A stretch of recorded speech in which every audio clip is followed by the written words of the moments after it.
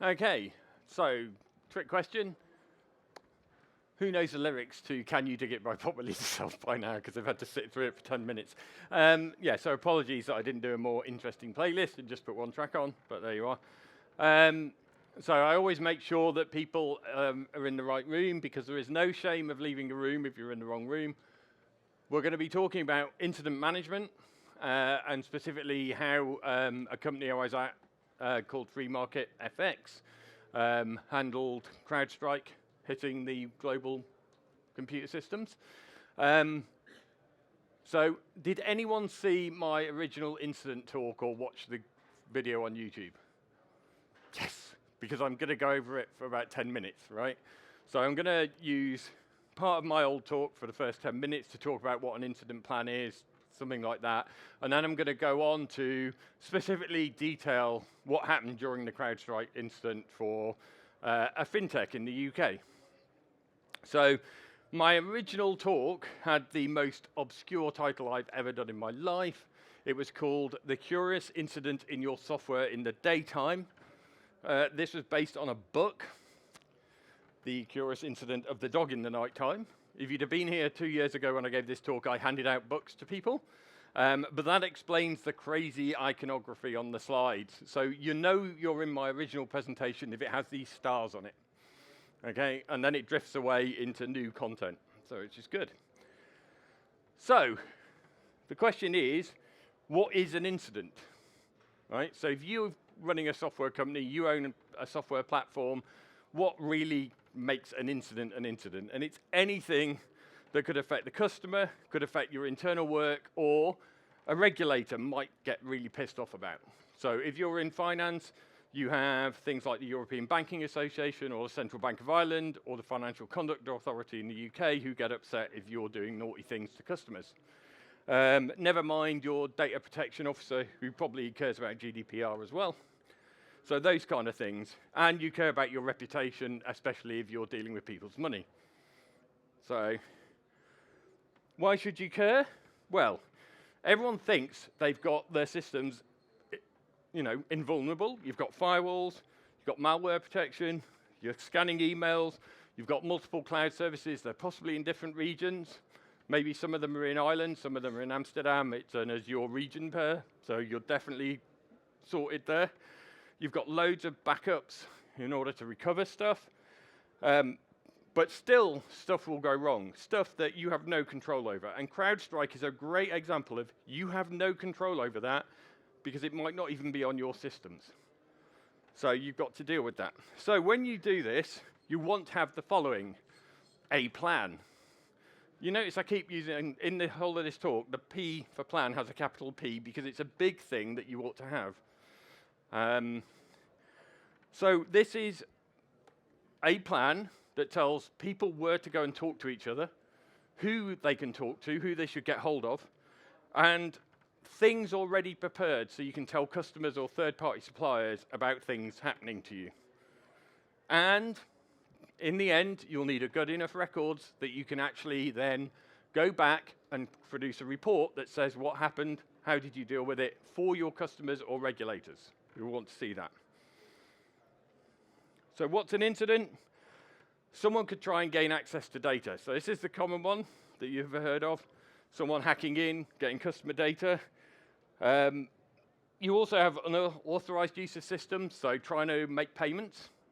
Say if you're a finance company, maybe they're trying to move payments out of your system into accounts that don't really exist for your customers. And things like just being malicious disruption or a denial of service attack. Those things are just as likely as well. And anything that really causes performance issues for your customers. Internal or external, to be honest. So something that makes it hard for them to use your system. And a plan is not there just to give to a regulator or to give to the board, hey, we've got this PDF of a plan, and that's it. We've written it all up. No one reads it. No one uses it. That's no good. So you want to rehearse that incident plan as well. There's an old adage that you don't have a backup until you've restored from it. So in the old days of tapes, used to record backups onto tape, and then what you should do is every week you should take one of those tapes and try and restore the backup. You may find that you can't restore the backup because you backed up the wrong thing. You may find that actually the tape format is invalid in a different tape deck, and you can't read the tape. So that's the old-fashioned thing of backups, is you don't know you've got a backup till you've restored. Just in the same way, you don't know your incident plan works unless you rehearse it, unless you've tried to use it. And it's not just a disaster recovery. This isn't just, oh God, a load of computers have gone down in one region of AWS, Azure, or Google Cloud, and we need to flip to the other. This could be someone's done social engineering, they're hacking into the system, all sorts of things like that. And you've got to include the whole of the business, so they all think it's important. It's not an engineering problem, it's a whole of the company problem. And if you do that, it's really cool. Now, the chances are you have a few incidents if you're doing it properly.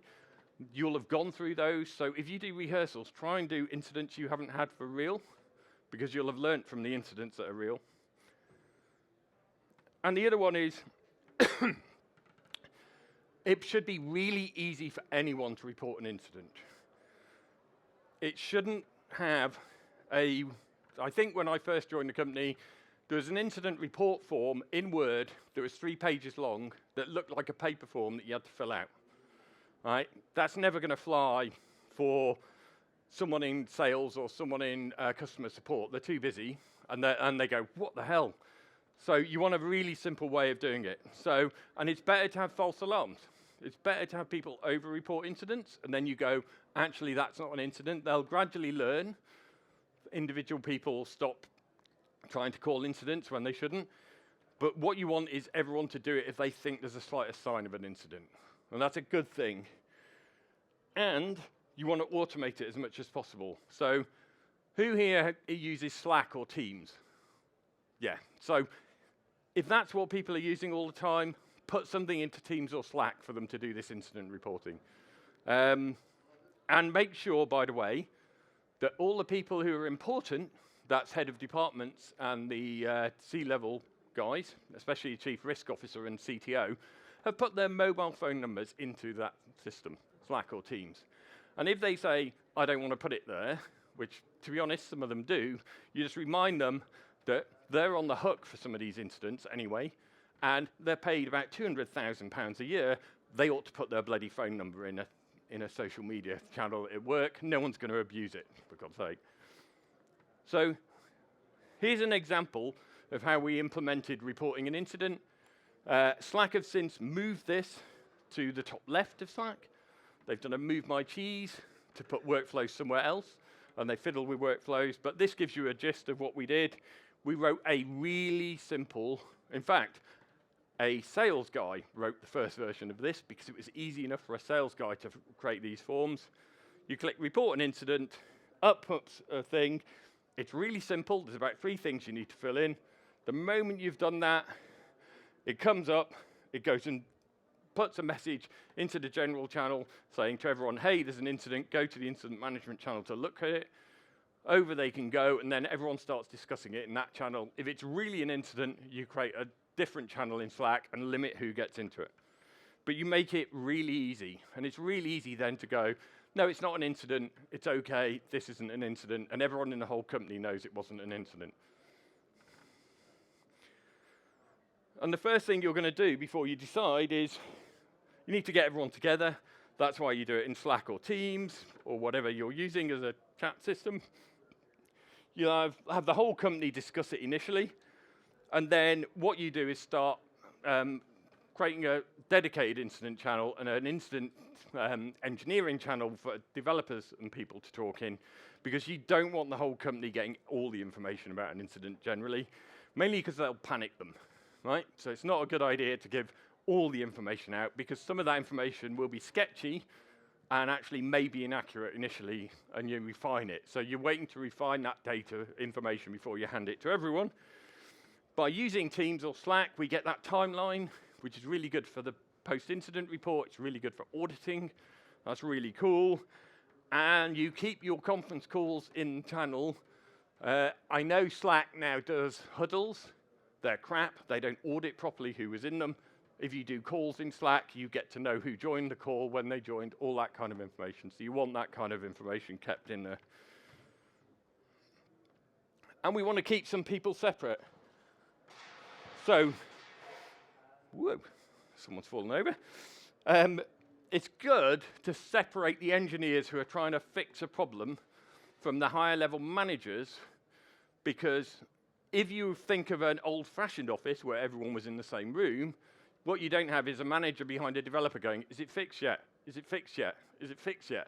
Which generally quite clearly happens in real life. I've been in an old incident at a place called Huddle where we did have that, and I was stood behind 2 platform engineers as they were struggling to rebuild a SQL cluster and get our database back online. And I had CTO going, how's it going? And I'm going, I'm stood behind them, it's not there yet. And I didn't talk to the engineers because I could see what they were doing and left them to it, because they want to be left in peace to get things fixed. You tend to have an engineering contact who will talk to anyone else in the engineering department and therefore be a buffer. Similarly, you do it on the business contact side, so that anyone who wants to, customer service representatives who want to tell a customer what's going on, they go to that business contact. How do you tell people outside the organization? You already have templates to send to people. You don't make it up as you go along. You've already got boilerplates to go, hey, we're having a degradation in payments, in withdrawals, something system. We're going to give you updates. What you don't want is developers from your partners who are used to talking to developers in your organization because they help them with your API, directly talking to each other and starting to go, oh, well, this is wrong, because they won't know everything. So you want to hold on to information for a bit before you tell people definitively what's happening. If you've got a status page, you get that updated, warning that there's something we're investigating. The interesting bit is I had a look at all the people affected by CrowdStrike. At least half of them are using the Atlassian status page stuff. I know they are because as much as they put their own logo and colors on it, all the controls look identical on how you can go back through the status history. So it's really quite funny. And if you've got a long-running incident, you're really going to have to do updates during it with technical advisories for partners, especially given our Fintech was an API-type provider. And you maintain templates for saying, hey, the incident's over. Please get in touch with your customer service representative if you're still having problems, all that kind of stuff. And afterwards, what you should be doing is proactively giving everyone a report of what happened, stating what happened, how you had to fix it, what happened, any issues that would have happened and people might have been affected by, all that kind of thing. You might have to talk to your information commissioners if you've leaked customer data, and you might have to talk to regulators. This is really nice to hand to people at the end. And if you get has anyone had a supplier give you a post-incident report? Yeah. Is it nice to see what they believe happened and be open about it before you have to press them and kind of poke them to try and get it out of them? And even inform customers who may not have been affected. Because now you can go, hey, we had this incident, it affected blah, didn't affect you because we put these measures in place. That will reassure them instead of hearing a whisper from another customer that there was an issue.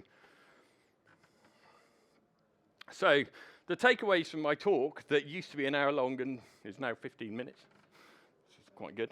You've saved a lot of time. You've got 2 talks in one. Have a plan, somewhere to organize, get those phone numbers in there, something you can tell people, and get that record, and be open and honest with customers. There you are. So what has this got to do with CrowdStrike and what the market we're in now? Does anyone know of a company called Marks & Spencer's in the UK? Right. Does anyone know they got hacked recently? Right. There you are. Okay, Marks & Spencer's and another company got hacked on the 25th of April. It is still offline today. Right, they still cannot do online orders. They are losing £40 million per week, estimated by the Bank of America. Okay? The Co-op got hacked on the same day by the same people. Co-op is a food shop. I know you've got a co-op doing jobs down there. This is cooperative retail in the UK who do food shops, supermarkets, little local ones.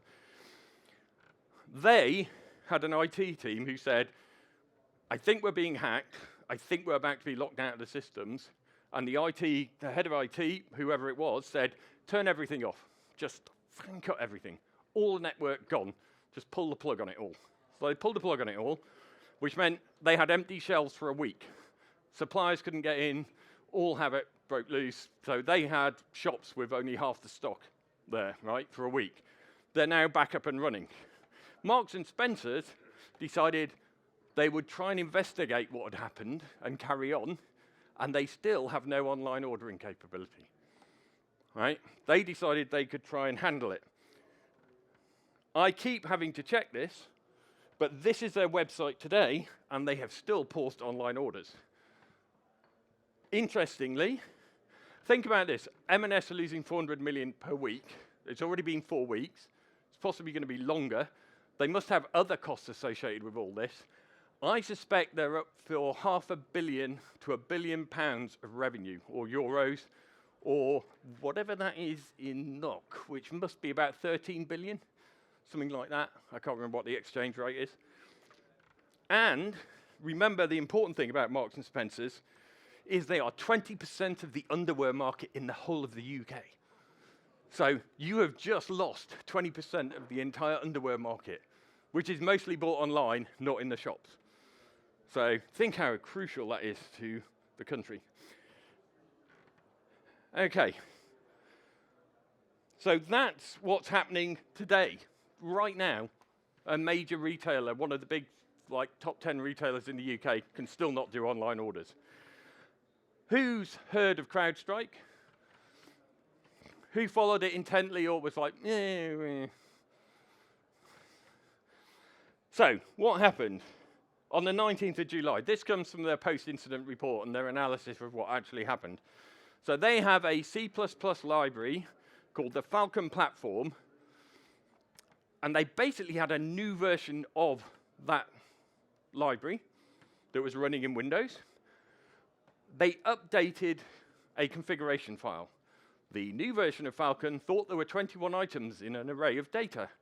The file they sent had 20 items.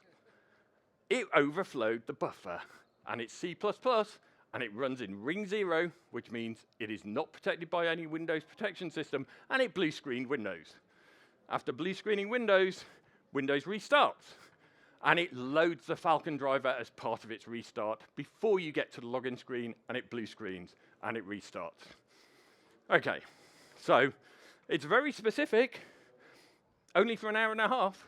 An hour and a half, that data file was live, and think of what it did. We had airports taken offline, railway stations taken offline, an entire news station taken offline. That's what it did to it. Manual mitigation is quite tricky. It was okay if you were at your desk, because you could hit a space bar and kind of try and get into the system boot recovery. Only you're a normal employee who doesn't have admin access, so you can't. You're going to be blocked by BitLocker and all sorts of stuff, so it's going to be very hard for you at home to do it. It's virtually impossible for you to do this on a machine in a data center or a machine in a VM in a cloud service, because how the hell are you pressing spacebar as it boots up? Right. The only smug people you probably have at this point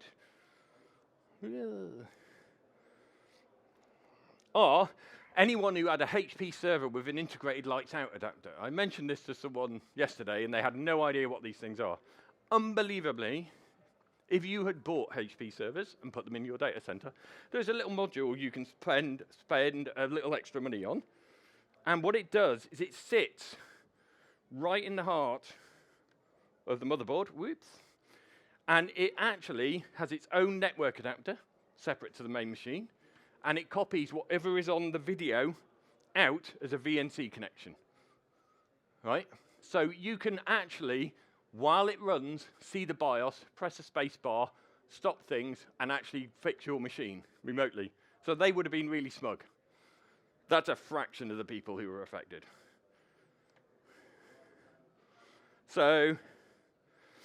One of the people affected is quite humorous. So it happened during the Hungarian Grand Prix on a Friday during practice sessions.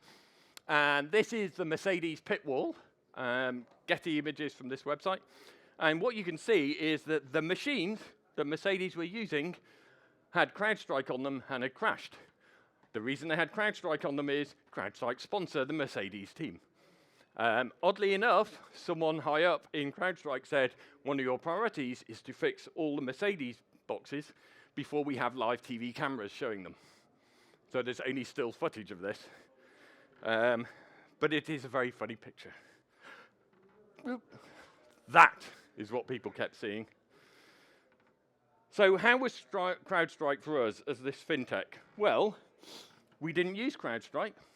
Wasn't on our platform in Azure, any of our business IT infrastructure. It wasn't one of the security products we used. So we're okay? No. No. So the first thing is, yes, we're okay. Our platform is still running. Yes, we're still functioning. But the question now becomes, who supplies us who is affected by CrowdStrike? So that's what you now have to jump to. So this is one of the examples that actually I don't think I even really explicitly called out in my original incident talk of what happens if your suppliers get affected by something and it's nothing to do with you. How are you going to handle that? So the important bit was I'm going to show a timeline. So the timeline starts at 7:30, and the important bit is, especially if you're English, it starts with a pot of tea. So this is how I started the day. I put down a pot of tea, I put down my cup, I logged onto the work computer, only to find out, actually, on Signal on my phone, I found people in Australia telling me there were serious issues in Azure. This is at 7:40. So I'm looking at Signal. Amy's a speaker at this conference, so that's why she's in this list of Australians. And basically, they woke up to it first because they were actually awake trying to do things like fly from airports. And the airports were going down. So they're going, God, I can't even, the train network was down in New South Wales. So I'm going, is this just Australia? Is this just like the regional thing, or is it something else? So I go to the BBC News channel. Yeah, they're reporting it. Tokyo's got this. Other places have got it. Basically, people who are awake have noticed it. This is how it really works. So I go, they mentioned something about Sky News, so I go and watch Sky News. Sky News has a graphic on it saying, we are not on Earth. Now, what they don't have, unfortunately, is the Simpsons guy, cameraman, drinking. If you've ever seen the Itchy and Scratchy show, that would have been quite funny. So the conclusion, really quickly, by the way, we have already, it's not Azure. It's this other thing called CrowdStrike. That's what's causing the problem. So Aaron Powell was already onto it at 7:46. We knew what it was. The thing is, I'm the only one who got up early to get my pot of tea and get ready and sorted for work. So I'm the one looking at this going, right, what are we going to do? So about 10 minutes later, after looking at news channels and going on the web and trying to work out what's happening, and I'm looking at the Azure status page. It's a bit like AWS status pages. I don't know anyone who's used them. You think you've got a problem with AWS and Azure. You look at the status pages. It's all green, because it takes about half an hour for them to admit they've got a problem. So it wasn't red yet. So it's starting to go red, bit, but it was going to go fully red later. So I'm having to think about activating an incident plan. So I'm going into Slack, into our general channel and the incident management channel saying, I think I'm going to call an incident. I've got another 10 minutes of research to do, but I'm pretty sure we've got an incident here. And I started direct messaging a few people I knew would want to be involved. The guy who's likely to be the incident manager, who was our application support manager, and our senior platform engineer, because it's Azure affected, so I want him involved. And if they hadn't responded in Slack directly, I would have been on the phone to them and just prepped them for, hey, get ready. Our platform was okay. So I went in, our servers are still running, our SQL's still running, Everything seems okay. Our databases, our Cosmos is still running. That's because we use platform as a service. If it was VMs affected, we only have 2 VMs in the entire infrastructure. So we were looking quite good. And then you're going, I'll just check who might else be affected and try and start going through names of suppliers I know and whether they've got problems and hit a few like amber flags, I would say. At which point, I'm calling the incident. So we're now at about, 25 minutes after I first found out. That's it. We have an incident channel, and we're activating the incident plan. So that means I've reported in Slack. I've already created an incident channel. I'm starting to add all the people. So that is the heads of all these departments. So finance, compliance, banking ops, sales, everyone. No C-levels. Don't bother with C-levels at this point, because C-levels are the kind of chief operating officer, chief revenue officer, all those kind of people. You don't want to include them yet, because you haven't got all the information they'd want. So it's really pointless to add them to it. And I was trying to provide as much context as I had already found out. So links to articles, fact that Sky News was offline, things like that, and it starts that audit timeline. We now really start to see this is when people knew about it and we start to work on it.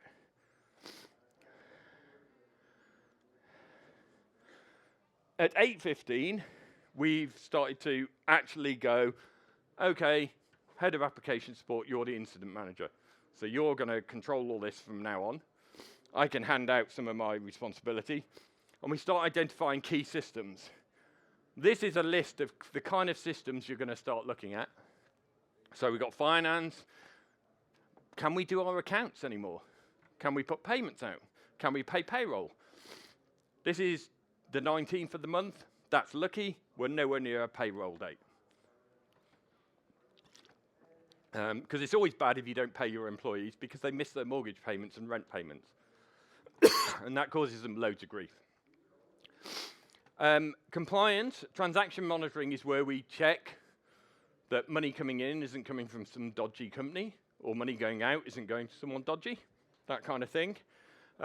Onboarding is checking that people who want to be customers with us are the people they say they are and all that kind of thing.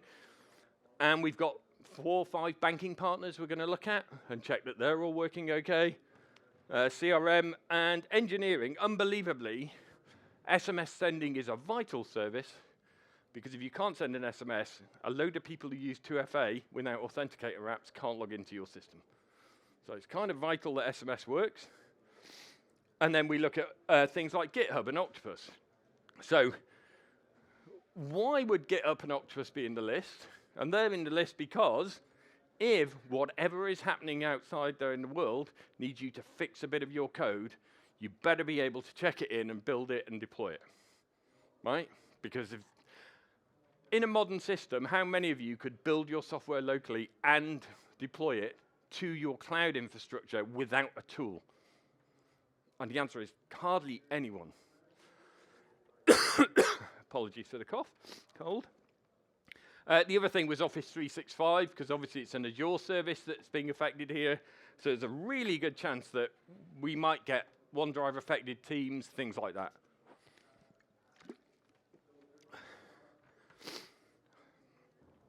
So by about 8:30, we now have all our key systems identified. We've worked out what they are, and we're handing over responsibility to the head of finance. Can you please check these systems? The head of compliance, can you please check these systems? Platform engineer, he's going to check GitHub and Octopus Deploy and all the Azure resources. So we're trying to hand that work out. The really nice bit was, if anyone's heard of something called DORA, because they work in finance, Digital Operational Resilience Act in Europe, there's something similar in the UK. They decided they would make companies who do customer money prove that they have resilient, redundant systems that can be failed over and are safe from attack, either or from a network outage or a global kind of event, so that people can still access their money safely. So they've made us write a huge amount of documents. One of the documents they made us write is can you please list all the systems you use that are critical, secondary, tertiary, critical ones that would stop someone taking money out? And at this point, we went, what are the most important systems? We've already done this work. We thought it was a tick box exercise, kind of, for a regulator, but this is really useful. Right? This thing is the Bible we're going to use to hand out all the work. So now we can start going, right, the accounting system, yeah, it's important, but we can probably get away without it for a day. Banking partners we can't get away with because they're the guys who are going to process withdrawals, deposits, do all the work for our customers. As I said, SMS is a critical system. GitHub and Octopus Deploy are probably secondary. They only really get involved if we had something that affected them and our code and we had to do a fix. So you can kind of work around that. So you kind of have this concept, and we're handing them out, going to people. Here's the 3 things you need to look at immediately. Here's the next 3 things. By the way, looking at them is not looking at the status page for that company. It's ringing the people up or emailing them and trying to get hold of them, because you're probably going to have to do that because the status pages will all be well behind the curve. Interestingly, obviously, is that's quite hard, and it's hard because everyone's ringing them. Everyone is trying to ring these guys and find out whether they're affected by it. So importantly, on that spreadsheet is the contact numbers and contact addresses for all the people we need to talk to, because that's one of the things they asked to be placed on this spreadsheet. So we actually have all that information ready to go. This is beautiful and made our life so much easier. So what are these? So the critical systems we worked out was our banking partners and the systems they rely on, because they rely on the Bank of England still working.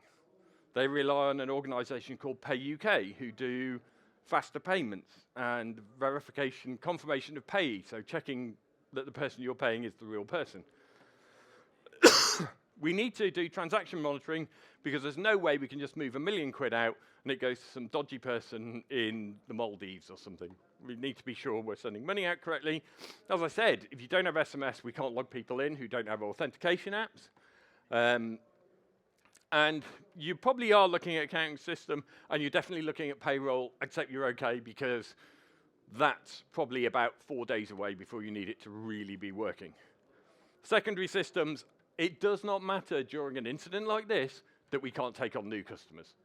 That probably isn't our priority, so that's why it's a secondary type system. GitHub, Octopus Deploy, yeah, they're critical after we've got rid of everything else if we had a bug, but the chances are it isn't going to be a bug that causes you to check this kind of thing. And then Jira and Zendesk. So Jira's tricky because Jira and Confluence together are how you manage all your stuff, manage how you're trying to fix things, and probably has a load of help documentation.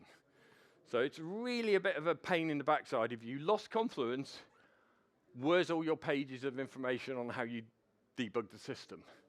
So that is a bit of an issue. Out of interest, one of the things that's in there is things like Slack. Right, it's quite an essential system. And someone did raise the issue, what happens if you have an incident where Slack goes down, which we'd actually had at the finance company. And the answer is, if Slack goes down, use Teams. Right? And just mirror the channels, and we'll just move it to Teams, and everything happens in Teams instead. So that's fine, as long as you've got at least 2 chat systems that everyone's happy with or familiar with. I would suggest you should have that, because if Slack is so critical to your business that if you lost it, you ought to have somewhere else you could go if you lost Slack. So that's quite an important concept, really tricky, because someone's going to go, we're not paying for 2. And the chances are you've got a Google solution or a Microsoft solution that's free that came with the other stuff. You use Slack because it's better. Yeah, Teams is a bit rubbish at times, but if it's the only thing you've got, it's better than ringing them around people or SMSing or WhatsApp or anything like that. And then you've got expenses and HR. I can't book my holiday. Never mind. Like, so what? That's hardly going to be the worst thing in the world. So that was about 8:30, and then at 8:40, someone said, the reason the head of finance hasn't answered is because he's on holiday. You do know that? I said, oh, for fuck's sake. Right, so I hadn't checked that he was on holiday, and I didn't ensure he responded within 5-10 minutes. So that's definitely going to come out in the post-incident report of what to do, because we had a hold-up on that. But by now, remember I said you want to have these templates ready to go? We had email templates, social media templates ready to go. So we had those, and we used them as a base and just added bits that made it more relevant to what was happening with CrowdStrike. Marketing create it. And all the departments help with it. Head of sales and marketing sign it off. It's not an engineering responsibility of what goes in there. Do not think you have to be engineeringly honest in an email like that. This is the future of the business, and you're better off out of it and not being blamed for something dodgy going out. Okay? It's important because if you're regulated, as we were, the Financial Conduct Authority or the Central Bank of Ireland have a known set of metrics of what an incident is in terms of minor, major, minor, major, and supercritical.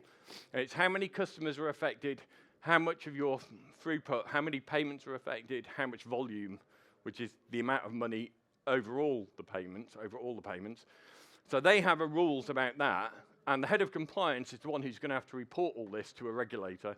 So they're the ones who are going to decide whether this actually comes to a point where you have to report it to a regulator. That's why you don't want an engineer typing in a message to a customer, because it will eventually end up at a regulator. So engineers are explicitly said, please don't reply to a customer directly. And that's not to neuter them, that's to keep them out of the way and out of any blame that comes later. That's for their own safety, frankly. And what we get to, and we're 1.5 hours into this incident, and we're now thinking, we think we've only got one third party affecting us. Right? That's it. So this was the interesting bit, to find this out. We know one banking partner has a degraded service. They were quite severely affected. But you never say severely affected normally, you say degraded service. Right? One of the things that you'd learn in any official communication. And fortunately, it was our least used banking partner. So we were really lucky that this was the person we least needed to have. There's a handful of customers who would need to use them to do their transactions, and they rarely use them. Octopus Deploy did get hit by this. So we were using the dynamic Windows workers, and they were affected for about 2 hours until Octopus just rebuilt the VM without CrowdStrike. So they just changed to a different VM image, and that could run, that solved it. That was done. Octopus were really fast on this, possibly because Octopus, I'm pretty sure this is right, is an Australian company, so they were all bloody awake, right, and could fix it. Right? So it's really cool. It's good to have software support in Australia and New Zealand, because they're much quicker to get to stuff. The accounting software had minor issues, fixed by 9 a.m. They'd managed to get rid of the little niggles they had. And Office 365, Microsoft were pretty fast at fixing that. They worked out how to reset their VMs that they had and their kit that they were working on. And our IT outsourcing partner, who does all our business IT, equally knew how to do it all, and had all the mitigations all ready to go if any of our machines were affected, which they weren't because we didn't use CrowdStrike. Which meant by 9:15, we finally sent out comms to our customers, emailing them to say that we weren't affected. So we could send out saying, hey, we're not really affected by CrowdStrike. We haven't got it. None of our partners are really affected by it. There's one degradation. We then contacted directly any customer who would have tried to use that bank and chatted to them personally, which was a handful of customers. And our customer service personnel dealt with that, because they've got the relationship with that customer and can talk to them one-on-one. So that's really cool.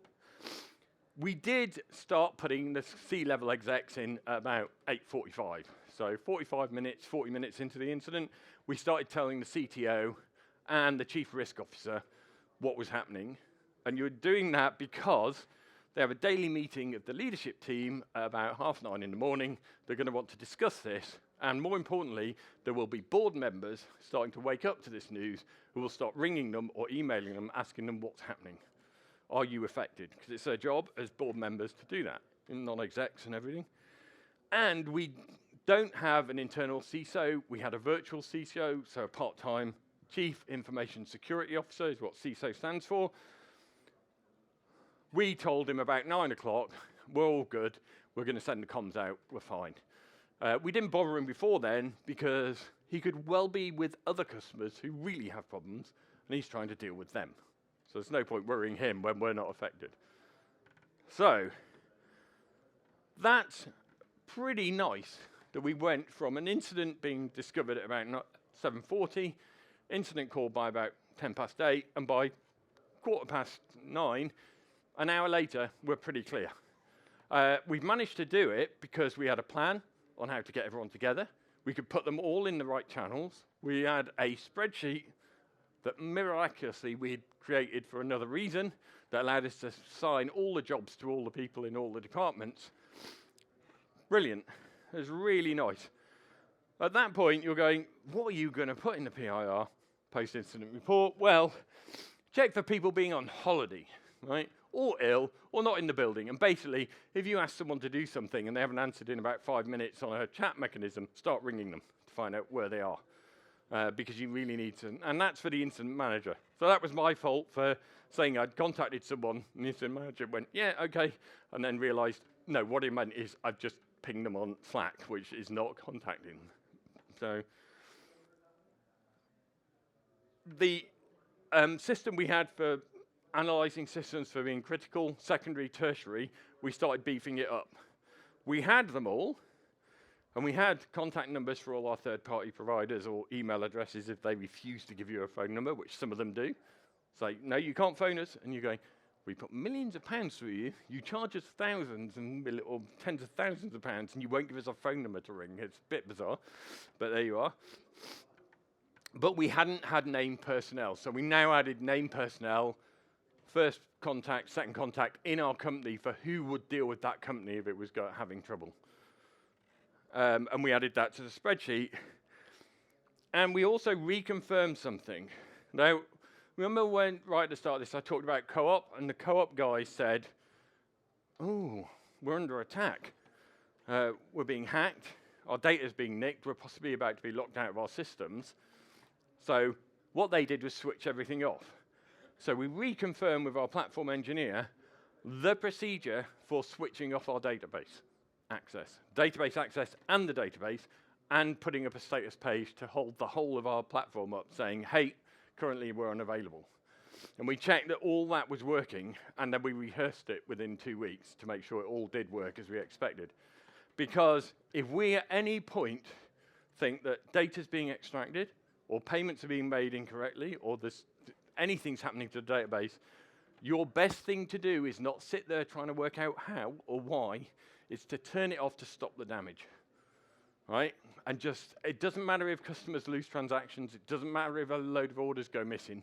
You absolutely want to just isolate that system as fast as possible if you've got a whiff of it being an external thing. And obviously, it's important to have a pot of tea or coffee at the start of an incident. And that's important because once you've started an incident, you won't get away from the keyboard for probably several hours, right? So you really want that tea, caffeine hit, and everything like that. That may not be in the PIR. That may not be formally announced. So it's a very British thing. I'm going to end early, which is unfortunate, but gives you time to get away if you're going on the boat. So the takeaways really are, back to the original talk that I ever gave, is have a plan, somewhere where you organize people, that everyone knows it's where they go if there's an incident. Make it easy to report stuff. Make it easy to get hold of people by having all the mobile phone numbers in. So my fault was I didn't use the mobile phone number of the head of finance. I had the mobile phone number of the head of finance. I could have rang him. It would have had a weird dial tone because he was in Thailand or something at the time. So I would have known he was on holiday. And have something prepared to tell the customers, because the last thing you need in an incident is for people to be arguing about the wording that should be sent to customers, right? You just want something really bland, really harmless. That will have been signed off by compliance to be regulatory compliant, so that it doesn't frighten regulators if an email goes out saying, oh, it's all a disaster, because then you're going to have to report it. And a comprehensive record of all the events. You really want that to be there so that you can do this post-incident report, hand it over to regulators, and so you can work out what you do differently next time. So, which is a handful of things for us. Also, things like confirming things like we could have isolated our database had there been an issue. So we're actually rechecking our assumptions on what we would do in an incident, and be open and honest as possible, because the customers really like it. And they really like companies who admit they've got a problem. Does anyone remember OpenID having a problem? Was it Open or Auth0? Who the CEO went, no, there's no problem with Auth0, it's fine. And a week later, no, loads of data nicked. And like, everyone went, you shouldn't do that. You shouldn't say, no, there's absolutely no truth to this rumor, and then find out it is, because no one then trusts you afterwards. Which for Auth0 is a bad thing, right? Because they're a company that's meant to be about trust. So don't do that. Okay. Oh, I probably was talking about that without showing it to you. Whoops. So I made a mistake there. So just in case someone needed to photo it, but it will be, I will share these slides on GitHub afterwards. And that's it. I have finished early, but I was always wanting to answer questions if people have them, because this is, you might want to ask a question because it's a real world incident. What really happened? What would have gone wrong? Or any other instance we've had, how have we dealt with it? So open to questions.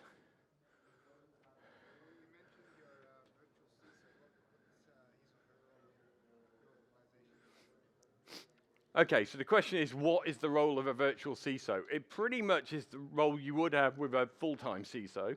So you might have heard of fractional CTOs or fractional CEOs and things like that.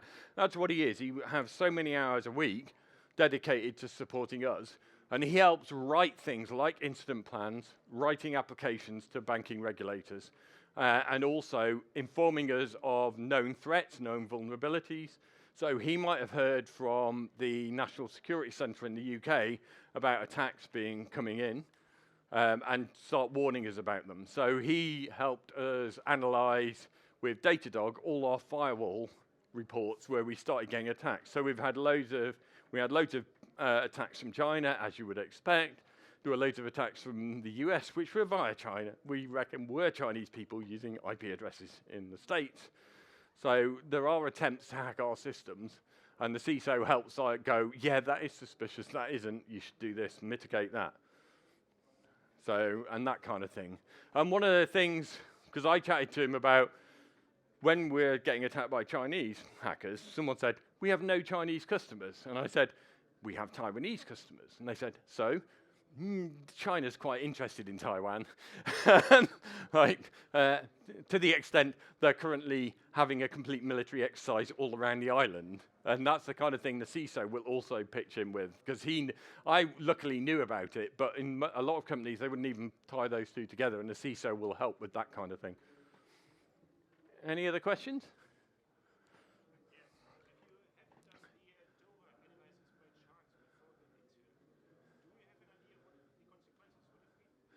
So this is, if we hadn't done that analysis of critical secondary tertiary systems for Doro, what would have been the consequences?